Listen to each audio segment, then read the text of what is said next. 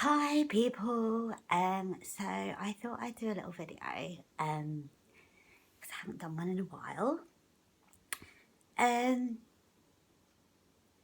Something I wanted to talk about that, let's say has come to my attention tonight.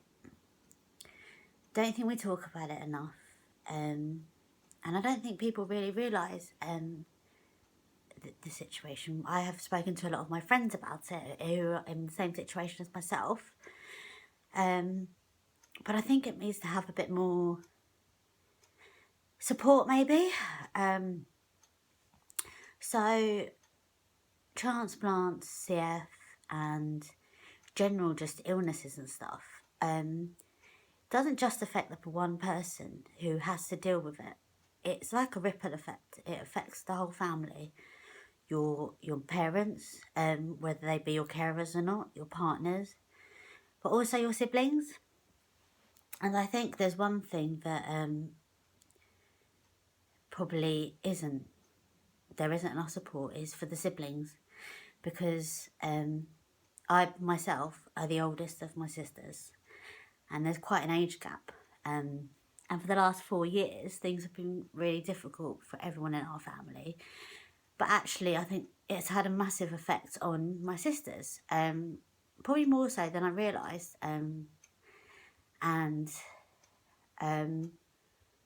I think it's only, sometimes when you have arguments with your sisters, because that's, it's natural, it's what happens, that, the feelings come out and that maybe I was unaware of. And I think that possibly there should be more to help, whether people take it or not.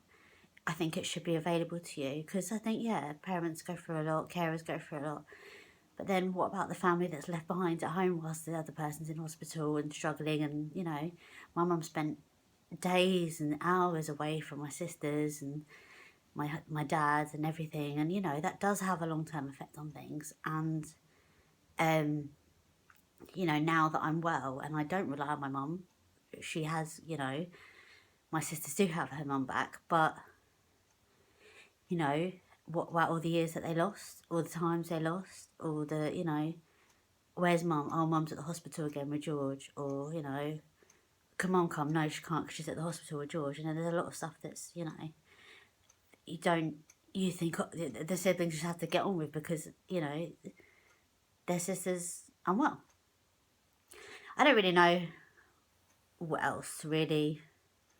I don't really know what I'm trying to say. But I just thought it's something that I should probably bring up.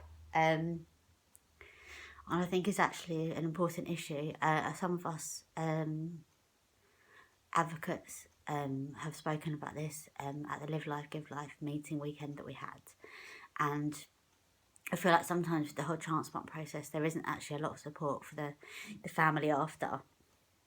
Even psychologically for some of the patients sometimes, some centres are really good. Some, information hasn't always been passed on as well. And I think that it's something that might need to be looked at, because transplants, they do affect everyone. Like I said, it is a ripple effect. And, as much as that person who's gone through a lot and had to deal with the transplant, they've got a new lease of life now. It's almost like exciting for them. So they're off doing their next thing. But then what about other people who have had to put their lives on hold, and all the families that have struggled? What about them? Where's their support?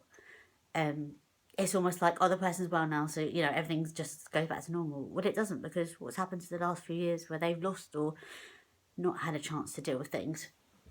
So I think this is something that needs to be looked into more. I think it's something that I need to address more, because I've got 2 younger sisters who are now older teenagers, or one's almost 20, and I think, well, mum's probably spent a lot of the time in hospital and away from them in quite important times of your teenage years when you need your mum. They're girls, they need their mum. And even having a big sister, they've not had me as a big sister. I haven't done the big sister role because I've not, when my sisters turned 18 and I couldn't take them out for their first drink because I wasn't well enough to go out. You should be doing that with your sisters, take them out for cocktails and get drunk with them. So, yeah, I think it's something that I'm quite interested to look into. I know myself and Veronica have spoken to us. Veronica feels very strongly about it. She's had same things with her brother and sister. You know, and the problem is, you know, they want to blame you, they want to hate you, and you can't really blame them in a way, because in this situation it's no one's fault. It's not my fault because I had this illness and I need to look after, but it is my fault because I've taken them away from like their family, growing up time. Everything's just not been normal for them. So it's my fault, but it isn't my fault, because I would have, if I was in their situation, I would have been, you know, you just have to get on with it. Anyway, you can't take back time that has, or the times that they haven't had their mum around, or their sister, or a functional family. But I just think that it needs to be something that needs to be addressed with people, just to support. Yeah, I think I'm just babbling now. I just felt like I needed to do a little video about it because I'm feeling a little bit emotional tonight.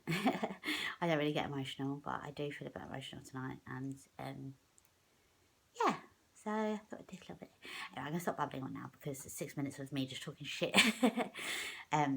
Yeah. So, but you all soon. Bye.